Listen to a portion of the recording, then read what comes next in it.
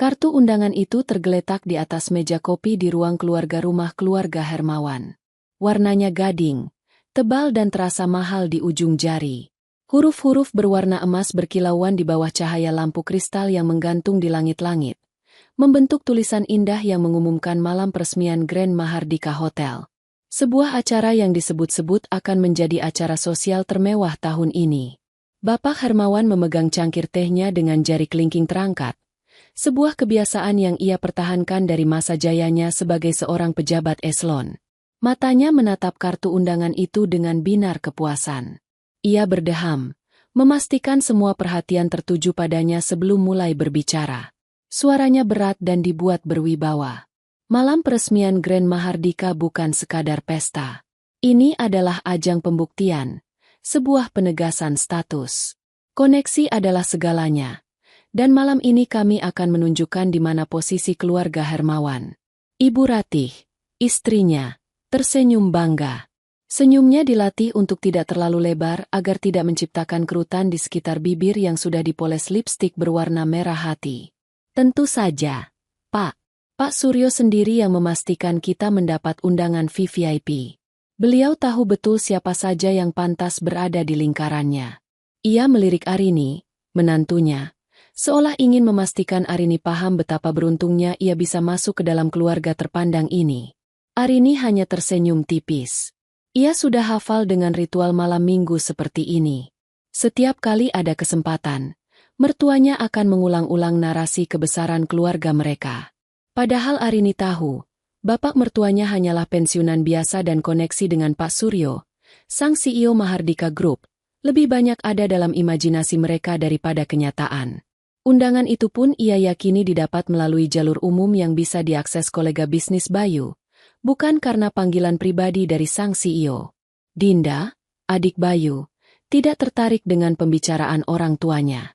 Ia sibuk menggulir layar ponselnya, menunjukkan sebuah gaun kepada Bayu, kakaknya.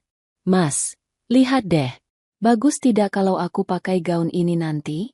Warnanya biru elektrik. Pasti paling kelihatan di antara semua tamu. Aku harus posting foto dengan latar belakang lobi utama hotel itu. Bayu mengangguk antusias. Bagus, Din. Kamu pasti jadi pusat perhatian.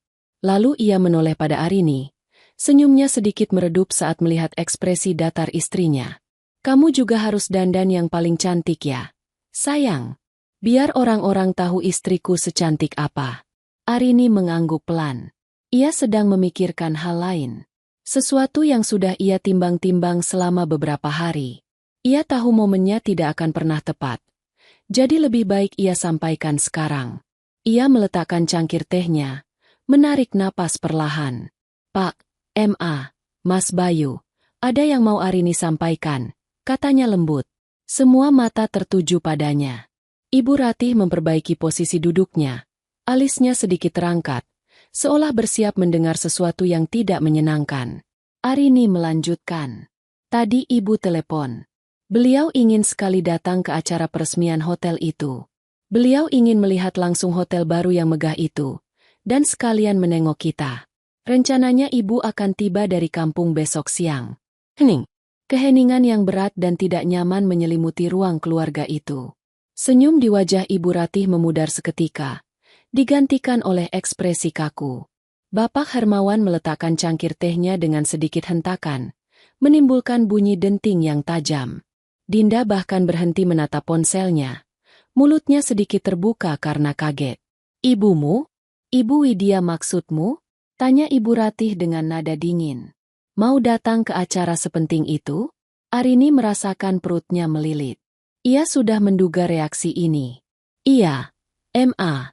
Ibu hanya ingin ikut meramaikan. Ibu Ratih tertawa kecil.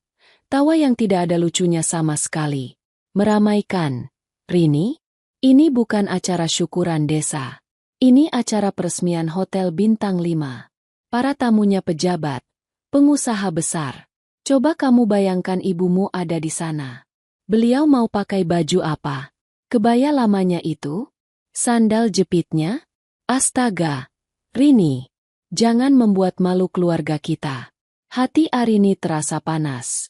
Ia ingin membela ibunya, mengatakan bahwa ibunya adalah orang terbaik yang pernah ia kenal, terlepas dari pakaian apa yang ia kenakan. Tapi lidahnya terasa keluh.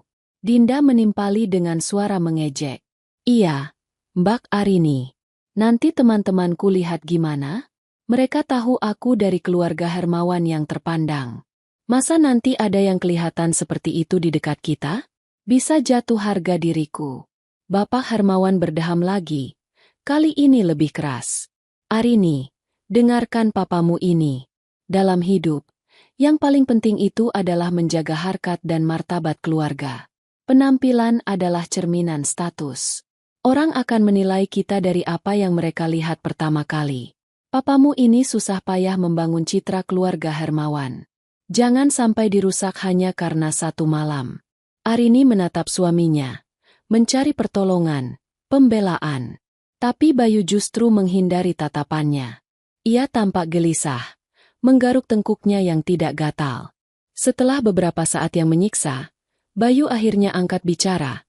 Namun kalimatnya menusuk Arini lebih dalam daripada semua ucapan keluarganya. Sayang, kata Bayu dengan suara pelan. Mungkin ada baiknya ibu dinasihati sedikit. Bukan apa-apa. Ini demi kebaikan kita semua. Bilang pada ibu untuk pakai baju yang lebih bagus. Mungkin gaun yang pernah aku belikan dulu. Dan sepatunya. Tolong jangan pakai sandal. Aku tidak mau kamu dan ibumu jadi bahan omongan orang. Arini merasa napasnya sesak. Suaminya, orang yang seharusnya menjadi tamengnya, justru ikut mendorong pedang ke arahnya. Ia tidak melihat ini sebagai demi kebaikan bersama. Ia melihat ini sebagai permintaan untuk mengubah ibunya menjadi orang lain agar pantas bersanding dengan kemegahan palsu keluarga Hermawan. Baiklah, jawab Arini singkat. Suaranya bergetar menahan emosi. Nanti Arini sampaikan pada ibu. Ia bangkit berdiri. Permisi, Arini mau ke kamar dulu. Ada pekerjaan yang harus diselesaikan. Tanpa menunggu jawaban, ia berjalan cepat meninggalkan ruang keluarga. Ia bisa merasakan tatapan menusuk dari ibu mertuanya di punggungnya. Begitu pintu kamar tertutup, pertahanannya runtuh. Ia duduk di tepi tempat tidur, membiarkan rasa kecewa dan marah menguasainya. Ia kecewa pada keluarga mertuanya, namun ia jauh lebih kecewa pada suaminya. Arini meraih ponselnya dan menekan nomor ibunya. Di seberang sana, suara Ibu Widya terdengar riang. Halo, Enduk. Gimana kabarmu? Baik, Bu. Ibu apa kabar? Kata Arini, berusaha keras agar suaranya tidak terdengar parau. Ibu baik sekali. Ibu sudah tidak sabar besok mau ke sana. Sudah ibu siapkan oleh-oleh untuk keluarga Bayu. Oh iya, Enduk, tidak usah repot-repot menjemput ibu di stasiun. Ibu nanti naik taksi saja langsung ke hotel. Kita bertemu di sana saja ya. Ibu tidak mau merepotkanmu. Hati Arini mencelos. Ibunya begitu tulus, begitu sederhana dalam pemikirannya. Ia hanya ingin bertemu putrinya dan melihat sebuah bangunan baru yang megah. Ia tidak tahu bahwa kedatangannya dianggap sebagai ancaman bagi citra sebuah keluarga. Iya, Bu. Hati-hati di jalannya. Bu, hanya itu yang bisa diucapkan Arini. Setelah menutup telepon, Arini menatap pantulan dirinya di cermin. Ia melihat seorang wanita yang tampak lelah. Selama ini ia selalu berusaha menjadi jembatan antara kesederhanaan keluarganya dan ambisi sosial keluarga suaminya.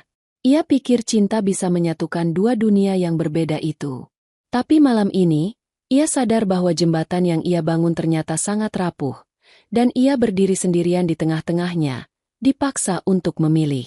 Dan dalam hatinya, ia tahu ia tidak akan pernah bisa memilih untuk membelakangi wanita yang telah melahirkannya. Malam peresmian Grand Mahardika Hotel kini bukan lagi sekadar acara sosial baginya.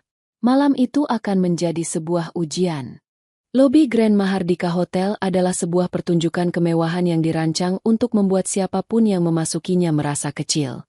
Langit-langitnya menjulang tinggi, dihiasi lampu kristal raksasa yang memendarkan cahaya keemasan ke segala penjuru. Lantai marmernya yang berwarna krem mengilap seperti cermin, memantulkan bayangan para tamu yang lalu lalang dengan gaun malam yang menjuntai dan setelan jas yang dipotong sempurna. Aroma samar parfum mahal dan bunga lili segar bercampur di udara, menciptakan atmosfer eksklusif. Arini berdiri di dekat pilar utama. Gaunnya yang berwarna zamrud tampak elegan namun tidak mencolok. Ia terus-menerus melirik ke arah pintu masuk utama. Jantungnya berdebar tidak karuan.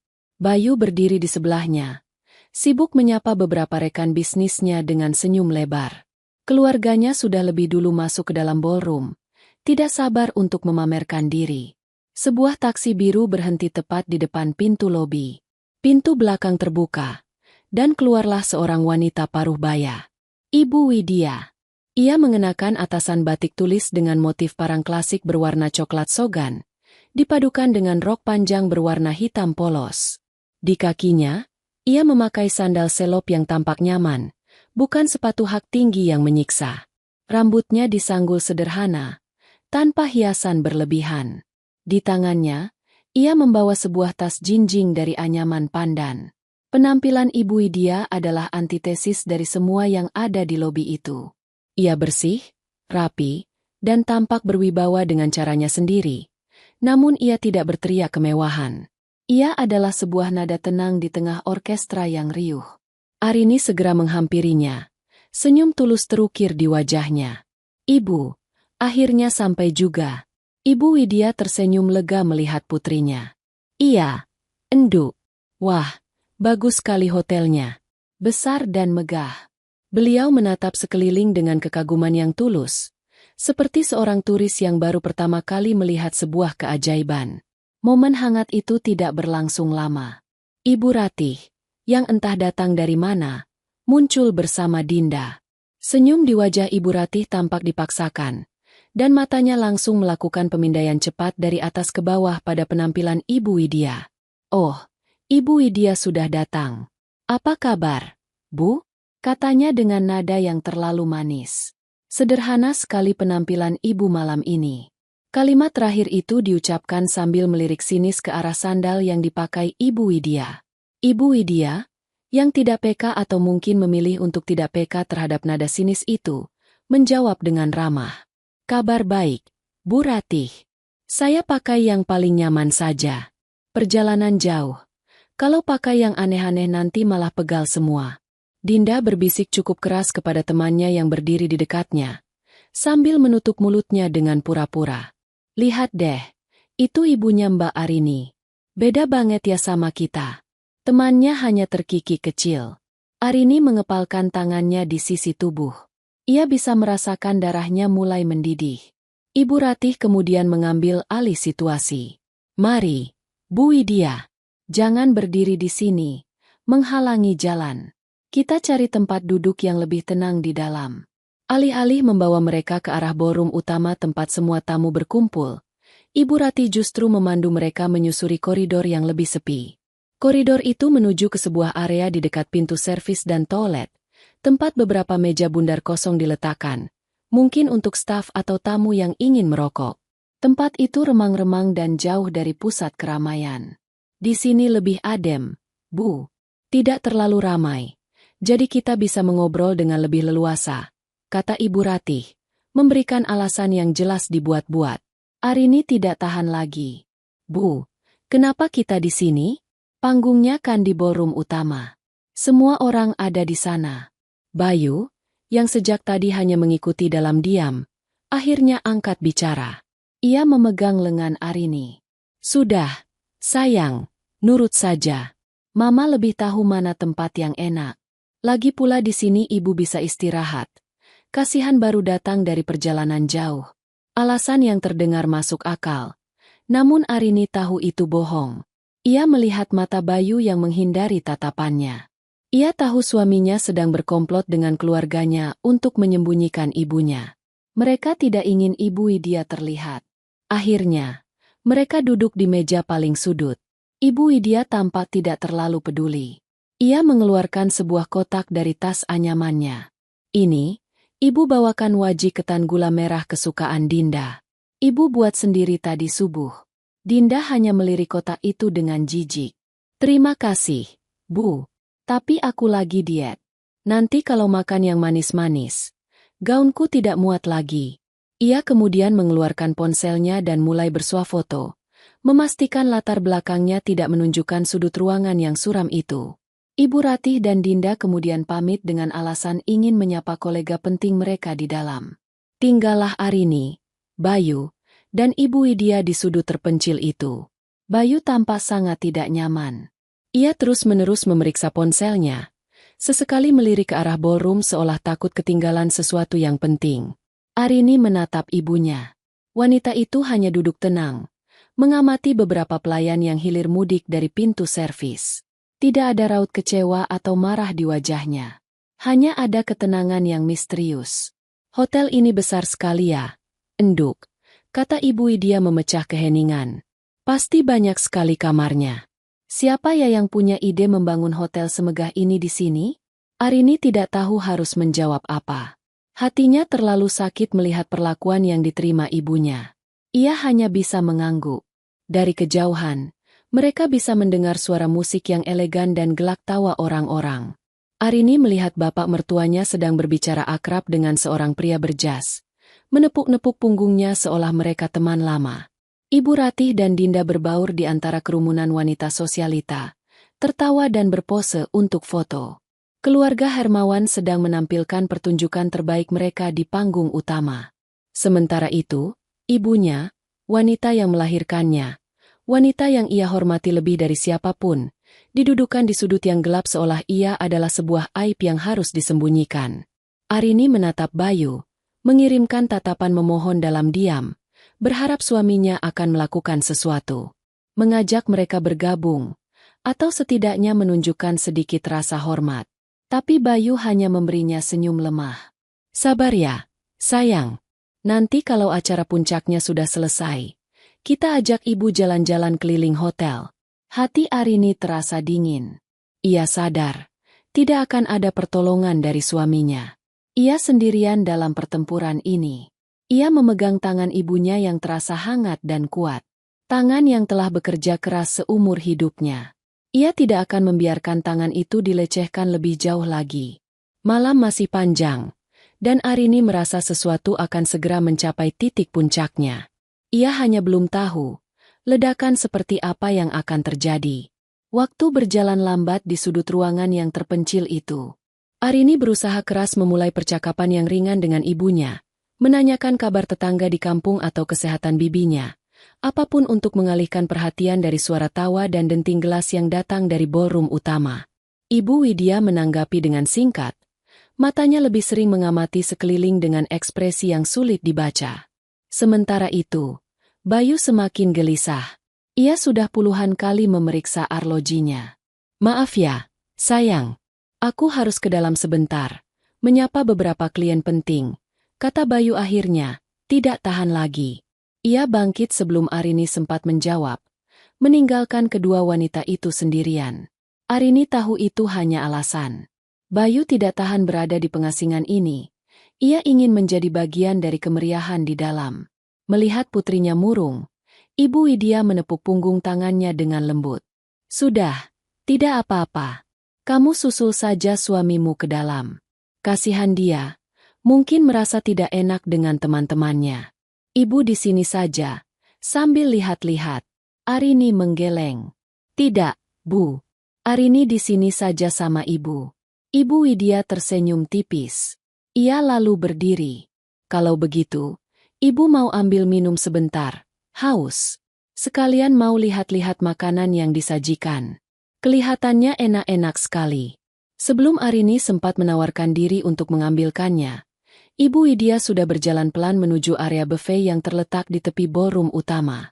Ia berjalan dengan santai, tanpa menyadari bahwa setiap langkahnya menarik perhatian yang tidak diinginkan.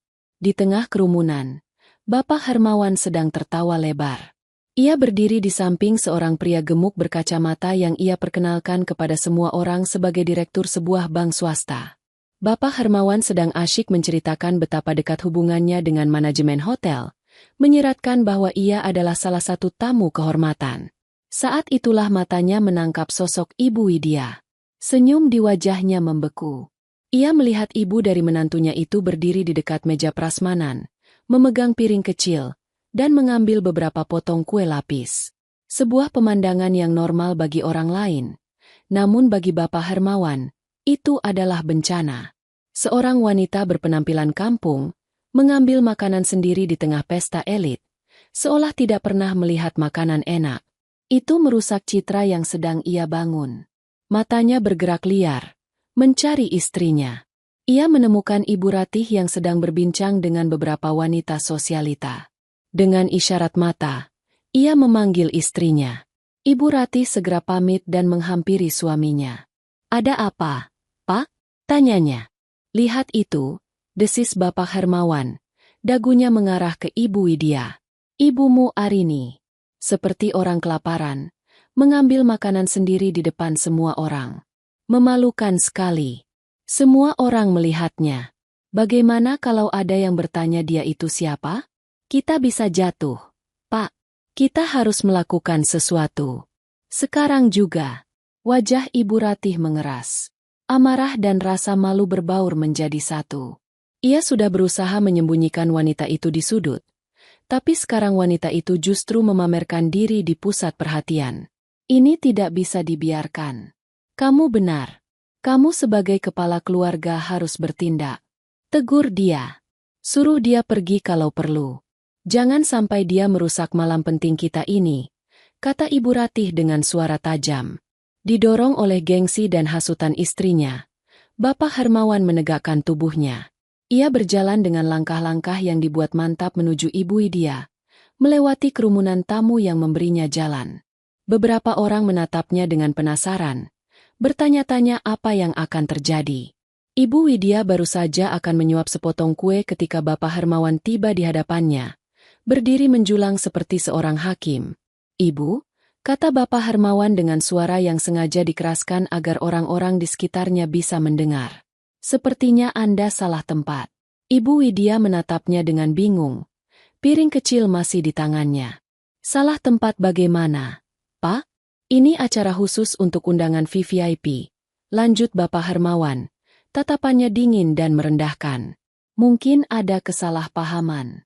Penampilan Anda, terus terang saja, tidak sesuai dengan acara ini." Darah serasa surut dari wajah Ibu Widya. Ia mengerti sekarang. Ini bukan kesalahpahaman. Ini adalah penghinaan yang disengaja. "Tapi saya ibunya Arini, menantu Anda," kata Ibu Widya pelan, berusaha menjaga martabatnya. Bapak Hermawan tertawa sinis. "Justru karena itu saya merasa harus bertindak. Saya tidak mau nama baik keluarga saya tercoreng. Mari, saya panggilkan petugas untuk membantu ibu menemukan jalan keluar." Ia memberi isyarat kepada seorang petugas keamanan berbadan tegap yang berdiri tak jauh dari sana. Petugas itu mendekat dengan sigap. "Tolong antar ibu ini ke pintu keluar. Beliau tamu yang salah alamat," perintah Bapak Hermawan dengan nada final. Dari tempatnya berdiri, Arini menyaksikan seluruh adegan itu dengan mata terbelalak. Waktu seolah berhenti. Ia melihat ayunan palu hakim yang dijatuhkan pada ibunya. Ia melihat tatapan bingung ibunya berubah menjadi sakit hati. Ia melihat senyum puas di wajah bapak mertuanya. Ia melihat bisik-bisik dan tatapan kasihan dari para tamu. Ia melihat Dinda yang cepat-cepat membuang muka, dan Bayu yang berdiri mematung di dekat pilar, pucat dan tidak melakukan apa-apa. Petugas keamanan itu berkata dengan sopan namun tegas kepada Ibu Widya. "Mari, Bu, saya antar." Dengan tangan gemetar, Ibu Widya meletakkan piringnya di meja terdekat. Ia tidak melawan. Ia tidak berdebat. Dengan kepala sedikit tertunduk, ia berjalan mengikuti petugas keamanan itu, melewati kerumunan yang memberinya jalan seolah ia adalah seorang pesakitan. Setiap langkah ibunya terasa seperti cambukan di punggung Arini. Dunia Arini runtuh berkeping-keping. Rasa hormat, toleransi, dan harapan yang selama ini ia pupuk untuk keluarga suaminya hancur lebur menjadi debu. Malam itu, di tengah kemegahan Grand Mahardika Hotel, ia menyaksikan ibunya, wanita paling mulia yang ia kenal, diusir seperti seorang pengemis. Selama beberapa detik yang terasa seperti selamanya, Arini hanya bisa berdiri mematung. Kakinya seolah terpaku di lantai marmer, sementara pemandangan ibunya yang berjalan gontai menjauh terus berputar di kepalanya. Suara musik dan tawa di sekelilingnya terdengar mendengung dan jauh. Tapi kemudian, Rasa kaget itu pecah, digantikan oleh gelombang amarah yang begitu panas dan dahsyat. Tanpa mempedulikan tatapan orang-orang, ia mulai berjalan cepat, menerobos kerumunan. Tujuannya bukan pintu keluar, melainkan suaminya, Bayu, yang masih berdiri seperti patung di dekat pilar. Arini mencengkeram lengan Bayu dengan keras. Kukunya menancap di kain jas mahalnya. Bayu terperanjat. Ia menatap Arini dengan mata penuh ketakutan. "Kamu lihat itu," desis Arini. Suaranya rendah dan bergetar karena marah. "Kamu lihat apa yang orang tuamu lakukan pada ibuku? Dan kamu hanya berdiri di sini? Kamu hanya diam dan menonton?" Bayu tergagap. "Sayang, tenang dulu. Aku tidak tahu harus berbuat apa." "Tidak tahu harus berbuat apa?" bentak Arini. Tidak peduli lagi jika ada yang mendengar. "Dia ibuku, Bayu. Ibu yang melahirkan istrimu. Dan ayahmu mengusirnya di depan ratusan orang seolah dia sampah. Dan kamu tidak melakukan apa-apa." "Aku tidak mau membuat keributan, sayang," kata Bayu, menggunakan alasan paling pengecut yang pernah didengar Arini. "Nanti kita selesaikan ini baik-baik. Ini bukan waktu dan tempat yang tepat." Bagi Arini, itu adalah kalimat terakhir. Tidak ada lagi yang perlu dibicarakan. Ia melepaskan cengkeramannya dengan kasar. Tatapannya pada Bayu penuh dengan kekecewaan yang tak terhingga.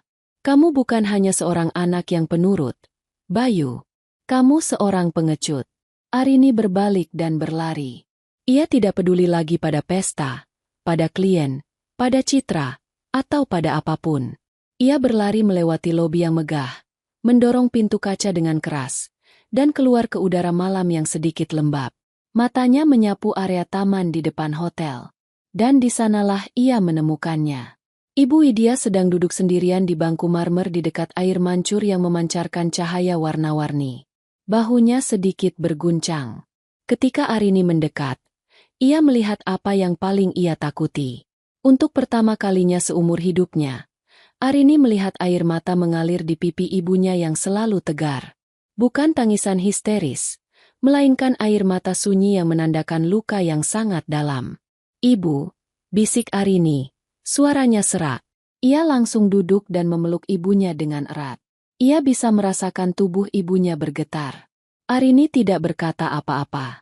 Ia hanya membiarkan ibunya menangis di bahunya, sementara hatinya sendiri terbakar oleh api amarah dan rasa bersalah. Ia merasa bersalah karena telah membawa ibunya ke dalam situasi ini, ke dalam sarang ular yang ia sebut keluarga mertua. Setelah beberapa saat, tangis Ibu Widya mereda. Ia melepaskan pelukan Arini dan menyeka air matanya dengan punggung tangannya. Ia menatap putrinya. Matanya masih merah, namun sorotnya mulai berubah. Ada ketegasan yang kembali di sana. "Sudah, Enduk. Jangan ikut menangis. Ibu tidak apa-apa. Ibu hanya kaget," katanya dengan suara yang masih sedikit serak. Melihat air mata ibunya adalah percikan terakhir yang menyulut ledakan dalam diri Arini. Semua kesedihannya menguap, digantikan oleh sebuah resolusi yang dingin dan sekeras baja. Waktu untuk menjadi menantu yang baik sudah selesai. Waktu untuk menjaga perasaan orang-orang yang tidak punya hati sudah berakhir. Arini mengeluarkan ponselnya. Ia menekan nomor Bayu. Panggilan itu langsung dijawab. "Halo, sayang, kamu di mana?" "Aku khawatir," terdengar suara Bayu yang cemas. Arini tidak menjawab pertanyaannya. Ia hanya berkata dengan nada datar dan dingin. "Kalian nikmati pestanya. Nikmati kemegahan yang kalian banggakan itu. Sebentar lagi, pestanya akan benar-benar dimulai." Ia langsung memutus panggilan sebelum Bayu sempat menjawab. Ibu Widya menatapnya. Ada kilatan aneh di matanya. "Kamu mau melakukan apa, Enduk?" Arini menatap balik ibunya. "Aku akan membuat mereka membayar semua ini, Bu. Aku akan mengambil kembali semua yang pernah aku berikan. Aku akan memastikan mereka merasakan malu yang jauh lebih besar dari yang ibu rasakan malam ini." Ibu Widya terdiam sejenak. Ia lalu menggenggam tangan Arini dengan erat. Tangan yang tadi gemetar kini terasa kokoh. "Sudah, Enduk. Tidak apa-apa. Kemarahan hanya akan membuat hatimu lelah," katanya dengan bijak. Tapi kemudian ia menambahkan sebuah kalimat yang mengubah segalanya. Waktunya mereka belajar sebuah pelajaran. Pelajaran tentang siapa yang sebenarnya memegang kendali. Ibu Widya bangkit berdiri. Wajahnya kini tenang, tanpa jejak air mata. Seolah-olah badai telah berlalu dan meninggalkan lautan yang sunyi namun menyimpan kekuatan dahsyat di bawahnya. Ayo, kita pergi sebentar. Ada telepon penting yang harus ibu buat, katanya. Arini menatap ibunya dengan bingung. Namun ia ikut berdiri. Ada sesuatu dalam sikap ibunya yang baru. Sebuah aura kekuatan yang selama ini tersembunyi di balik penampilan sederhananya. Mereka berjalan menuju jalan raya, menghentikan sebuah taksi yang lewat. Saat mereka masuk ke dalam taksi, menjauh dari cahaya gemerlap Grand Mahardika Hotel, Arini merasa dinamika telah berbalik. Mereka tidak lagi melarikan diri dari penghinaan. Mereka sedang bersiap untuk sebuah serangan balik. Dan untuk pertama kalinya malam itu, Arini merasa punya harapan. Harapan akan sebuah pembalasan. Di dalam taksi yang melaju membelah malam, keheningan terasa pekat. Arini menatap kosong keluar jendela. Lampu-lampu kota yang berkelip tampak buram di matanya yang masih basah. Ia masih bisa merasakan getaran tubuh ibunya saat menangis tadi. Di sebelahnya, Ibu Widya tampak tenang. Wajahnya tidak menunjukkan emosi apapun, namun tangannya yang terkepal di pangkuannya mengkhianati ketegangan yang ia rasakan. Kemudian, Ibu Widya mengeluarkan ponselnya. Ponsel itu model lama, sederhana, sama sekali tidak mencerminkan kemewahan. Arini mengira ibunya akan menelepon salah satu kerabat di kampung untuk menenangkan diri. Namun, yang terjadi selanjutnya membuat Arini tertegun. Ibu Widya menekan sebuah nomor dari kontaknya. Suaranya, ketika ia berbicara, terdengar berbeda. Bukan lagi suara ibu dari desa yang lembut dan sedikit medok. Suaranya menjadi tajam, jelas, dan penuh otoritas. Halo, Rahmat, sapa Ibu Widya. Tolong segera sambungkan saya dengan Pak Suryo dari Mahardika Group sekarang juga. Ini darurat. Katakan ini dari investor utama Anda. Jangan biarkan saya menunggu. Arini menoleh cepat, menatap ibunya dengan tidak percaya. Investor utama? Siapa Rahmat? Apa yang ibunya bicarakan? Kepalanya dipenuhi pertanyaan. Ia ingin bertanya, tapi ia memilih diam, membiarkan ibunya menyelesaikan panggilannya. Hening sejenak. Lalu Ibu Widya kembali berbicara. Suryo, ini saya, Widya Ningrum. Ada sedikit masalah di acaramu. Saya akan meneleponmu kembali dalam 5 menit dari nomor yang berbeda. Pastikan kamu yang mengangkatnya sendiri. Panggilan itu ditutup. Ibu Widya memasukkan kembali ponselnya ke dalam tas anyamannya. Ia lalu menoleh kepada Arini, yang menatapnya dengan mulut sedikit terbuka. Ibu, apa maksudnya tadi? Investor utama? Arini akhirnya bertanya. Suaranya nyaris berbisik. Ibu Widya menghela napas panjang. Ia menatap putrinya dalam-dalam. Ada hal yang selama ini tidak pernah ibu ceritakan padamu. Enduk, bukan karena ibu tidak percaya padamu, tapi karena ibu ingin melindungimu. Ia mulai bercerita. Cerita itu mengalir seperti sungai yang deras, membuka rahasia yang terpendam selama puluhan tahun. Ibu Widya menceritakan bagaimana setelah ayah Arini meninggal, ia menggunakan sisa uang pesangon dan warisan kecil untuk memulai usaha jual beli tanah di kampung. Usaha yang awalnya kecil, ternyata berkembang pesat seiring dengan pembangunan daerah. Ia punya bakat alami dalam melihat potensi sebuah properti. Selama bertahun-tahun, ia diam-diam mengumpulkan keuntungan, menginvestasikannya kembali dengan cerdas, hingga pundi-pundinya menjadi sangat besar. Ia hidup sederhana bukan karena tidak mampu, tapi karena ia tidak ingin uang mengubah dirinya atau cara orang lain memandangnya. Ibu tidak pernah mau uang mengubah cara orang memandang kita. Enduk, kata Ibu Widya lirih. Ibu ingin kamu tumbuh menjadi wanita kuat yang mandiri. Ibu ingin seorang pria mencintaimu karena dirimu apa adanya, bukan karena harta ibumu. Dan sejujurnya, ibu ingin melihat karakter asli keluarga suamimu tanpa pengaruh uang. Sepertinya, malam ini ibu mendapatkan jawabannya. Arini masih terpana. Sulit memproses semua informasi itu. Ibunya, wanita sederhana yang ia kenal seumur hidupnya, ternyata adalah seorang jutawan, mungkin miliarder. Dan hotel itu, Bu? Tanya Arini. Hotel itu adalah salah satu investasi terbesar Ibu. Pak Suryo adalah rekan bisnis lama. Ia punya visi, tapi kekurangan modal besar.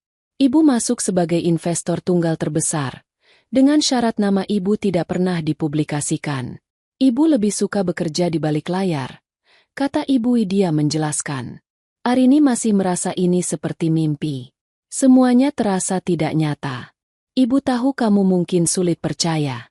Ibu Widya kemudian kembali mengambil ponselnya. Kali ini ia membuka sebuah folder yang terkunci dengan sidik jarinya. Layar ponsel yang tampak kuno itu menampilkan deretan berkas digital yang sangat rapi. Ia menunjukkannya kepada Arini. Di layar itu, Arini melihat dokumen-dokumen yang membuat jantungnya berdebar kencang. Ada salinan perjanjian kerjasama antara PT Widya Graha Persada, sebuah nama perusahaan yang belum pernah ia dengar, dengan Mahardika Group. Ia melihat sertifikat kepemilikan saham mayoritas atas nama Widya Ningrum. Ia melihat bukti transfer bank dengan nominal angka 0 yang begitu banyak hingga membuatnya pusing. Semuanya sah, jelas, dan tidak terbantahkan. Syok yang dirasakan Arini perlahan berubah menjadi sesuatu yang lain. Kemarahannya yang tadi membara kini terasa dingin, tajam, dan sangat fokus. Ini bukan lagi sekadar penghinaan terhadap ibunya yang sederhana. Ini adalah penghinaan terhadap seorang wanita kuat yang menjadi tulang punggung dari kemegahan yang mereka banggakan. Keluarga Hermawan tidak hanya mengusir seorang ibu dari kampung. Mereka baru saja mengusir pemilik rumah dari pestanya sendiri. Ironi dari situasi itu begitu luar biasa, begitu pahit. Arini tidak lagi merasa sedih. Ia tidak lagi merasa kalah. Ia merasakan kekuatan yang luar biasa mengalir dalam dirinya. Kekuatan yang terpantul dari wanita hebat yang duduk di sebelahnya. Rasa sakit hatinya kini telah bermetamorfosis. Ia menjadi sebuah senjata. Dan Arini tahu persis kepada siapa senjata itu akan ia arahkan. Pak, tolong berhenti di kedai kopi depan itu sebentar, kata Ibu Widya kepada sopir taksi.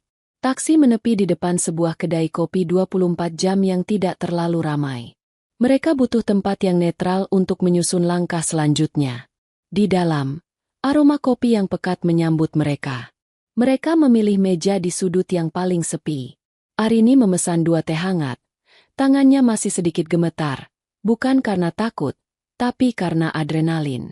Begitu teh dihidangkan, Ibu Widya mengeluarkan ponselnya lagi. Dengan tenang, ia menekan sebuah nomor. Rahmat, ini saya. Berikan ponselmu kepada Pak Suryo sekarang, katanya tanpa basa-basi. Hening sejenak. Arini bisa membayangkan kepanikan di seberang sana. Pak Suryo, CEO Mahardika Group, pasti sedang berada di puncak acaranya. Tidak lama kemudian, terdengar suara pria yang panik dari ponsel Ibu Widya yang di loudspeaker. Astaga, Ibu Widya. Saya mohon maaf sebesar-besarnya. Saya baru saja mendengar desas-desus. Saya sama sekali tidak tahu. Ini keterlaluan. Saya akan segera mencari orang yang bernama Hermawan itu dan mengusirnya sekarang juga. Saya akan. Jangan, Suryo, potong Ibu Widya dengan tenang. Namun nadanya tidak bisa dibantah. Sikap tenangnya justru membuat Pak Suryo semakin panik. Jangan lakukan apa-apa dulu. Biarkan mereka menikmati euforia palsu mereka sebentar lagi. Saya tidak mau pembalasan yang terburu-buru. Saya mau sesuatu yang akan mereka ingat seumur hidup mereka. Ada jeda di seberang sana. Pak Suryo sepertinya mengerti bahwa ini bukan lagi sekadar permintaan maaf. Ini adalah perintah. Apa yang harus saya lakukan, Bu? Tanyanya dengan patuh. Lanjutkan acara seperti tidak terjadi apa-apa. Saat tiba giliranmu untuk memberikan pidato utama, lakukan seperti biasa. Kamu bahkan boleh berterima kasih kepada para tamu dan kolega yang hadir. Sebut saja nama keluarga Hermawan secara umum jika perlu. Biarkan ego mereka semakin membengkak. Baik, Bu. Akan saya lakukan. Lalu, di akhir pidatomu, Katakan kamu akan memperkenalkan tamu kehormatan yang sesungguhnya. Sosok di balik layar yang membuat Grand Mahardika ini berdiri. Lalu, panggil nama saya. Panggil Widyaningrum. Arini menahan napas. Rencana itu begitu sempurna dalam kekejamannya. Memberi mereka terbang setinggi mungkin hanya untuk menjatuhkan mereka dari puncak tertinggi. Pak Suryo langsung setuju. Tentu, Bu. Apapun yang Ibu inginkan. Akan saya siapkan penyambutan yang paling meriah. Satu hal lagi, Suryo. Saya dan putri saya butuh berganti pakaian. Penampilan kami saat ini, seperti yang kamu tahu, dianggap tidak pantas. Tolong kirim seseorang yang paling kamu percaya untuk mengantarkan 2 gaun yang pantas ke lokasi saya sekarang. Tidak perlu yang berlebihan, cukup yang elegan. Dan siapkan akses kartu khusus untuk kami langsung ke belakang panggung. Siap, Bu. Segera saya laksanakan. Saya akan kirim asisten pribadi saya sendiri. Saya tunggu kehadiran Ibu. Sekali lagi, saya mohon maaf, Bu. Panggilan berakhir. Ibu Widya meletakkan ponselnya dan menyesap tehnya seolah baru saja memesan makanan, bukan merancang sebuah kudeta sosial. Arini menatap ibunya dengan penuh kekaguman. Di balik kesederhanaan yang ia kenal, ada seorang ahli strategi yang ulung. Sekarang bagianmu, Enduk, kata Ibu Widya sambil menatap Arini. Setelah Ibu naik ke panggung dan semua kebenaran terungkap, panggung itu milikmu. Kamu yang paling tahu luka apa yang mereka berikan. Kamulah yang paling berhak memberikan putusan akhir. Lakukan apa yang harus kamu lakukan. Jangan ragu. Arini mengangguk. Hatinya mantap. Iya, Bu. Mereka tidak menunggu lama. Sekitar 20 menit kemudian, seorang wanita muda berpenampilan profesional masuk ke kedai kopi, membawa 2 buah kotak gaun besar. Ia menyerahkannya kepada Ibu Widya dengan penuh hormat, bersama sebuah kartu akses berwarna hitam. Ibu dan Arini berganti pakaian di toilet kedai kopi yang bersih. Gaun yang dikirimkan sempurna. Ibu Widya mengenakan gaun panjang berwarna biru tua yang simpel namun berpotongan sangat bagus, membuatnya tampak anggun dan berwibawa. Arini mengenakan gaun berwarna perak yang memancarkan cahaya lembut, memberinya aura yang dingin dan kuat. Ketika mereka keluar dari kedai kopi dan masuk kembali ke dalam taksi yang sama untuk kembali ke hotel, mereka bukan lagi ibu dan anak yang terhina. Mereka adalah 2 ratu yang akan merebut kembali tahta mereka. Perjalanan kembali ke Grand Mahardika Hotel terasa sangat berbeda. Udara di dalam taksi tidak lagi dipenuhi keputusasaan, melainkan antisipasi yang menegangkan. Arini menatap gedung hotel yang semakin dekat. Dari luar, kemegahannya tampak sama. Tapi Arini tahu, sebentar lagi, fondasi kepalsuan yang menopang pesta di dalamnya akan ia dan ibunya runtuhkan hingga berkeping-keping. Pintu samping hotel terbuka ke sebuah koridor servis yang sibuk dan remang-remang. Udara terasa pengap, dipenuhi suara derap langkah staf, derit roda troli, dan perintah-perintah singkat yang diucapkan lewat radio komunikasi. Ini adalah jantung pacu hotel, sebuah dunia yang sangat berbeda dari kemewahan yang ditampilkan di depan. Arini dan Ibu Widya melangkah masuk. Kartu akses hitam di tangan Arini membuka kunci elektronik dengan sekali sentuh. Seorang wanita muda yang Arini kenali sebagai asisten pribadi Pak Suryo sudah menunggu mereka. Ia membungkuk hormat. Mari, Bu, Mbak. Pak Suryo sudah menunggu di belakang panggung. Ia memandu mereka melewati labirin koridor, hingga akhirnya mereka tiba di area belakang panggung utama ballroom. Dari celah tirai beludru hitam yang tebal, mereka bisa melihat panggung yang bermandikan cahaya dan ratusan tamu yang duduk di meja-meja bundar. Suara pembawa acara menggema, menyebutkan satu persatu sponsor dan mitra yang terlibat. Mata Arini langsung mencari meja paling depan, tempat yang paling strategis. Dan di sanalah mereka, keluarga Hermawan. Mereka tampak seperti raja dan ratu di pesta mereka sendiri. Bapak Hermawan bersandar di kursinya dengan angkuh, sesekali mengangguk pada orang yang menyapanya. Ibu Ratih mengipas-ngipas dirinya dengan pelan. Senyumnya penuh kepuasan. Dinda sibuk memotret setiap sudut dengan ponselnya. Bibirnya manyun sempurna untuk kamera. Dan Bayu, suaminya, tampak jauh lebih santai sekarang. Ia tertawa mendengar lelucon dari seorang pria di sebelahnya, Seolah beban karena kehadiran ibu mertuanya yang dianggap memalukan telah sepenuhnya terangkat. Melihat mereka begitu nyaman dalam kebohongan mereka, hati Arini yang tadi sudah dingin kini terasa membeku. Tidak ada lagi keraguan. Tidak ada lagi belas kasihan. Pembawa acara akhirnya sampai pada puncak acara. Dengan suara yang antusias, ia memperkenalkan orang yang paling ditunggu-tunggu. Mari kita sambut Presiden Direktur dari Mahardika Group, Bapak Suryo Adiwidjojo. Tepuk tangan membahana. Pak Suryo, seorang pria berusia 50-an dengan penampilan karismatik, melangkah ke atas panggung. Ia tersenyum, melambaikan tangan, dan berdiri di belakang podium berlogo Grand Mahardika. Dari sudut matanya, Arini bisa melihat Pak Suryo melirik sekilas ke arah mereka di balik tirai, sebuah isyarat bahwa pertunjukan akan segera dimulai. Pak Suryo memulai pidatonya dengan lancar. Ia berterima kasih kepada timnya, kepada para kontraktor, arsitek, dan semua pihak yang telah bekerja keras. Kemudian, ia mulai menyapa para tamu. Saya juga ingin mengucapkan terima kasih yang tulus kepada para tamu undangan, kolega bisnis, dan sahabat-sahabat yang kehadirannya telah membuat malam ini begitu istimewa. Kehadiran Anda semua adalah sebuah kehormatan bagi kami, katanya dengan hangat. Arini memperhatikan, dari celah tirai, bagaimana Bapak Hermawan menegakkan punggungnya mendengar kalimat itu. Ibu Ratih bahkan tersenyum lebih lebar. Mereka merasa pujian itu ditujukan langsung kepada mereka. Pak Suryo berhenti sejenak, membiarkan jeda yang dramatis. Lalu, nadanya berubah menjadi lebih serius dan personal.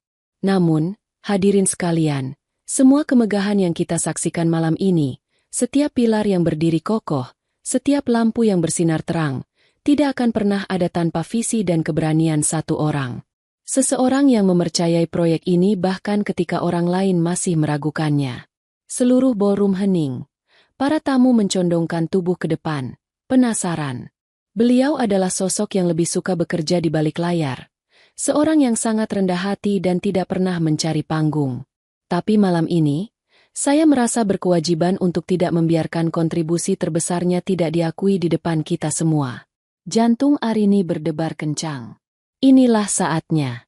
Hadirin sekalian, kehormatan terbesar malam ini adalah untuk investor utama kami, yang tanpanya, hotel ini hanyalah sebuah mimpi di atas kertas. Mari kita berikan tepuk tangan yang paling meriah untuk Ibu Widyaningrum. Nama itu diucapkan dengan jelas dan tegas ke seluruh penjuru ballroom. Ibu Widyaningrum. Bukan Widya. Nama lengkap yang tertera di semua dokumen legal. Seketika, lampu sorot utama bergerak liar, menyapu barisan depan seolah mencari sosok tersebut. Musik yang tadinya lembut kini berubah menjadi alunan yang megah dan penuh kemenangan. Dan dari balik tirai bludru hitam, diiringi oleh tatapan bingung dan kaget dari ratusan pasang mata, Ibu Widya melangkah keluar. Ia berjalan perlahan, dengan gaun biru tuanya yang sederhana namun elegan, menuju pusat panggung. Arini ikut melangkah keluar dari bayang-bayang, berjalan beberapa langkah di belakang ibunya. Panggung kebenaran telah dibuka. Dan ia siap memainkan perannya. Ketika nama lengkap Ibu Widyaningrum menggema di seluruh ruangan, reaksi pertama dari meja keluarga Hermawan adalah kebingungan kolektif. Bapak Hermawan mengerutkan keningnya, mencoba mengingat-ingat apakah ia pernah mendengar nama itu di jajaran Dewan Direksi. Widyaningrum. Nama yang asing. Ia melirik istrinya, yang juga tampak bingung. Namun, kebingungan itu berubah menjadi horor murni ketika lampu sorot akhirnya menemukan targetnya. Dan sosok yang melangkah keluar dari balik panggung adalah wanita yang sama persis dengan yang telah mereka usir beberapa jam lalu. Senyum puas di wajah Bapak Hermawan runtuh seperti bangunan yang dihantam gempa. Warna wajahnya berubah dari kemerahan karena bangga menjadi pucat pasi seperti kertas. Rahangnya mengendur. Matanya membelalak tak percaya. Ia seperti melihat hantu. Di sebelahnya, Ibu Ratih terkesiap begitu keras hingga terdengar oleh orang di meja sebelah. Kipas di tangannya jatuh ke pangkuan tanpa ia sadari. Matanya terpaku pada sosok Ibu Widya yang berjalan dengan tenang menuju panggung. Tangannya yang gemetar mencengkeram lengan suaminya. "Pak, itu tidak mungkin. Itu kan wanita tadi. Bagaimana bisa?" Bisiknya panik. Suaranya tercekat di tenggorokan. Bagi Dinda, dunia seakan berhenti berputar. Ponsel yang sejak tadi ia genggam erat untuk merekam setiap momen kebanggaan keluarganya, terlepas dari tangannya dan jatuh ke atas piring dengan bunyi denting yang nyaring. Wajahnya yang tadi dipoles riasan sempurna kini terlihat seperti topeng yang retak. Semua rencana unggahan media sosialnya, semua caption sombong yang sudah ia siapkan di kepalanya, lenyap seketika, digantikan oleh gelombang rasa malu yang luar biasa panas. Dan Bayu. Ia merasakan seluruh darah di tubuhnya seakan surut ke kaki. Ia menatap ibunya Arini, yang berjalan di belakang ibu Widya, dengan tatapan ngeri. Ia tidak hanya melihat ibu mertuanya, ia melihat investor utama. Ia tidak hanya melihat istrinya, ia melihat putri dari investor utama. Semua kepingan teka-teki yang aneh malam itu, ketenangan ibunya Arini, telepon misterius Arini yang penuh ancaman, kini menyatu menjadi sebuah gambaran yang mengerikan.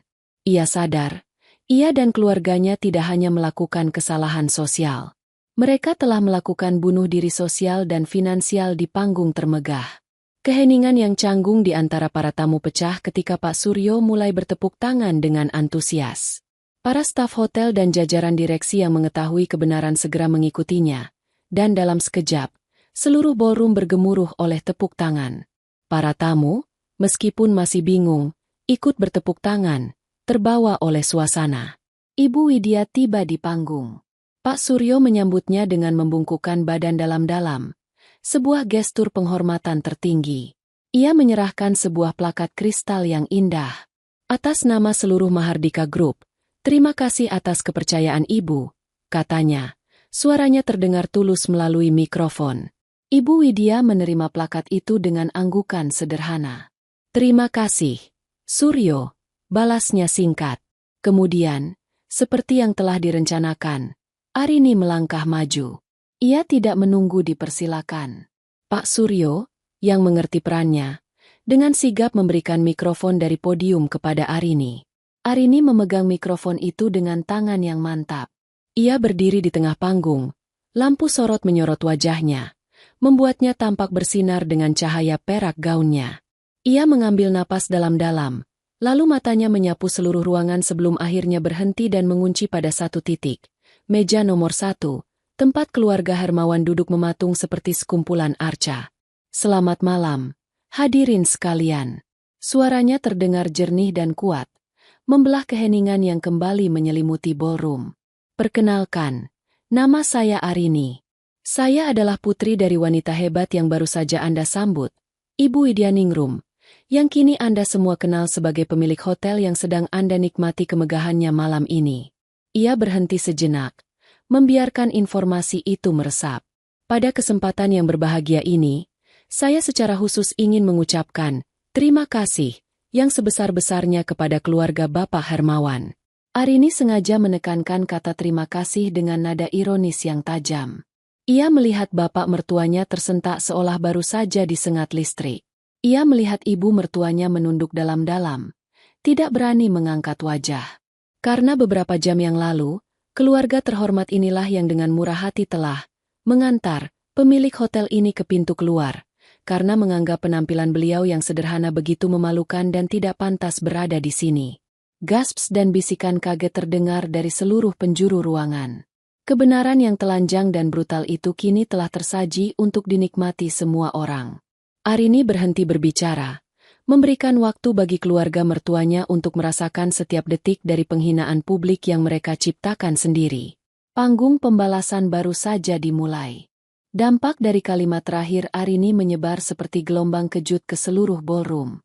Para tamu yang tadinya hanya berbisik kini mulai berbicara dengan lebih terbuka. Tatapan mereka beralih antara panggung dan meja keluarga Hermawan dengan campuran rasa ngeri dan sedikit rasa puas. Pesta yang tadinya terasa elegan kini berubah menjadi sebuah pengadilan publik. Arini membiarkan keheningan yang menyiksa itu menggantung selama beberapa saat. Ia menatap lurus ke arah Bapak Hermawan, yang kini tampak 10 tahun lebih tua. Ia melihat Ibu Ratih yang berusaha menyembunyikan wajahnya di balik bahu suaminya. Ia melihat Dinda yang gemetar hebat. Dan ia melihat Bayu, yang menatapnya dengan ekspresi memohon yang menyedihkan. Tidak ada belas kasihan dalam diri Arini. Jadi, kata Arini melanjutkan pidatonya, suaranya tetap dingin dan terkendali.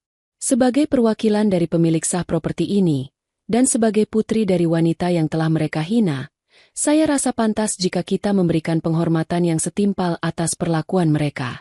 Ia berhenti, lalu menoleh ke arah kepala keamanan hotel yang berdiri terpaku di dekat panggung. Keamanan, tolong tunjukkan sekali lagi pintu keluar kepada keluarga Bapak Hermawan. Kali ini, mohon pastikan mereka benar-benar sampai di luar gerbang utama. Hotel ini tidak lagi menyambut kehadiran mereka. Perintah itu jelas, tegas, dan absolut. 2 orang petugas keamanan berbadan tegap segera bergerak menuju meja nomor 1. Mereka melakukannya dengan profesional, tanpa kekerasan, namun dengan ketegasan yang tidak bisa ditawar. "Tolong ikuti kami, Pak, Bu," kata salah satu petugas. Bapak Hermawan tidak bergerak. Ia terlalu syok untuk bereaksi. Ibu Ratih mulai terisak pelan. Ini adalah mimpi terburuknya yang menjadi kenyataan. "Ayo, Pak, Ma, kita pergi dari sini," bisik Bayu, berusaha menarik tangan ayahnya. Wajahnya merah padam karena menahan malu yang tak terkira. Dengan langkah-langkah yang berat dan disaksikan oleh ratusan pasang mata, keluarga Hermawan bangkit dari kursi mereka. Perjalanan mereka keluar dari ballroom terasa sangat panjang. Tidak ada lagi yang menyapa mereka. Teman-teman dan kolega yang tadi mereka sapa dengan bangga kini membuang muka, pura-pura sibuk dengan minuman mereka.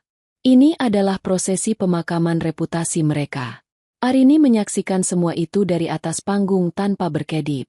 Setelah bayangan terakhir dari keluarga itu hilang di telan pintu, ia kembali menatap para tamu. "Mohon maaf atas gangguan ini. Silakan lanjutkan menikmati malam Anda." "Terima kasih." Dengan itu, ia menyerahkan mikrofon kembali kepada Pak Suryo yang menatapnya dengan penuh kekaguman. Arini kemudian berjalan menuruni panggung, menghampiri ibunya yang menunggunya dengan mata berkaca-kaca, namun kali ini karena bangga. Namun, urusan Arini belum selesai. Saat ia dan ibunya hendak diantar oleh Pak Suryo ke tempat yang lebih pribadi, Bayu berhasil menahan langkahnya. Ia lolos sejenak dari pengawalan satpam, wajahnya putus asa. "Arini, tolong, kita perlu bicara," katanya memohon, mencoba meraih tangan Arini. Arini berhenti. Ia menatap Bayu, bukan lagi sebagai suami, tapi sebagai masalah terakhir yang harus ia selesaikan. Tidak ada lagi yang perlu dibicarakan. "Bayu, ini semua salah paham. Ini semua ide Mama dan Papa. Aku tidak berdaya. Aku tidak tahu harus bagaimana," rengeknya, menyalahkan orang tuanya seperti biasa. Arini tertawa kecil, tawa yang dingin dan tanpa humor. "Kamu tidak berdaya? Atau kamu memang tidak mau berbuat apa-apa? Kamu menikmati status yang mereka bangun dari kebohongan, dan kamu ikut menyingkirkan siapapun yang mengancam status itu, termasuk ibuku." Arini melangkah lebih dekat. Suaranya kini pelan namun setiap katanya menusuk seperti pisau. "Dengarkan aku baik-baik, Bayu. Mobil mewah yang kau pakai untuk pamer ke teman-temanmu setiap hari? Aku yang membayar cicilannya dari bonus kerjaku. Anggap saja itu hadiah perpisahan dariku." Wajah Bayu semakin pucat. "Rumah yang kalian tinggali dengan bangga? Uang mukanya 50% dari tabunganku. Sesuatu yang tidak pernah diketahui orang tuamu. Besok pengacaraku akan menghubungi pengacara ayahmu untuk membahas pembagian asetnya." Mata Bayu terbelalak ngeri. "Dan yang terakhir, kartu kredit tambahan dengan limit tak terbatas yang dipakai ibumu dan Dinda untuk belanja tanpa henti, yang tagihannya selalu datang kepadaku setiap bulan? Kartu itu sudah aku blokir permanen 5 menit yang lalu. Itulah pukulan terakhir." Bayu terhuyung mundur seolah benar-benar dipukul. Ia akhirnya sadar. Ia tidak hanya kehilangan status sosialnya malam ini. Ia telah kehilangan seluruh fondasi finansial yang menopang gaya hidupnya dan keluarganya.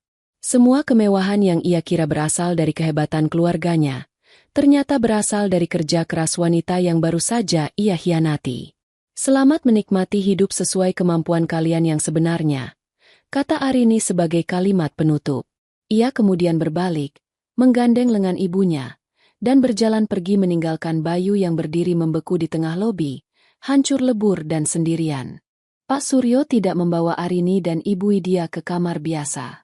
Dengan penuh hormat, ia mengantar mereka menggunakan lift pribadi langsung ke lantai teratas, ke satu-satunya kamar di sana, Presidential Suite.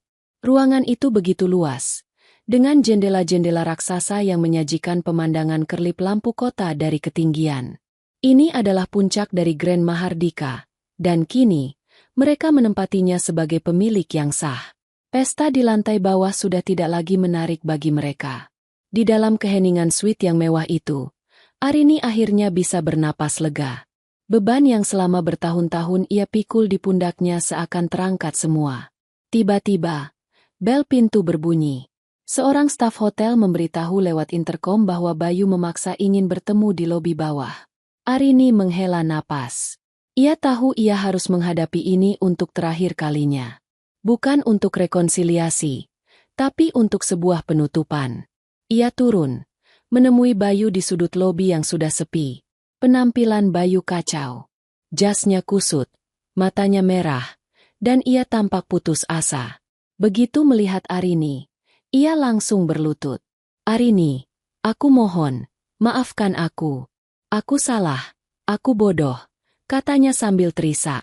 Aku akan tinggalkan mereka semua. Aku akan meninggalkan orang tuaku demi kamu.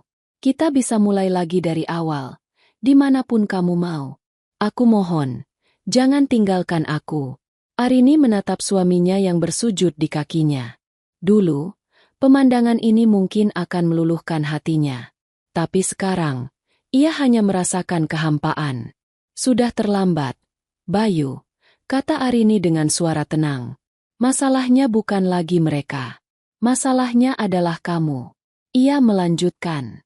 Saat aku paling membutuhkanmu untuk menjadi seorang suami, untuk berdiri di sampingku dan membelaku serta ibuku, kamu memilih untuk menjadi anak mereka yang penurut. Aku tidak akan pernah bisa melupakan pemandanganmu yang hanya diam saat ibuku dipermalukan. Luka itu tidak bisa disembuhkan dengan permintaan maaf. Kita sudah selesai. Arini berbalik dan berjalan menuju lift tanpa menoleh ke belakang lagi.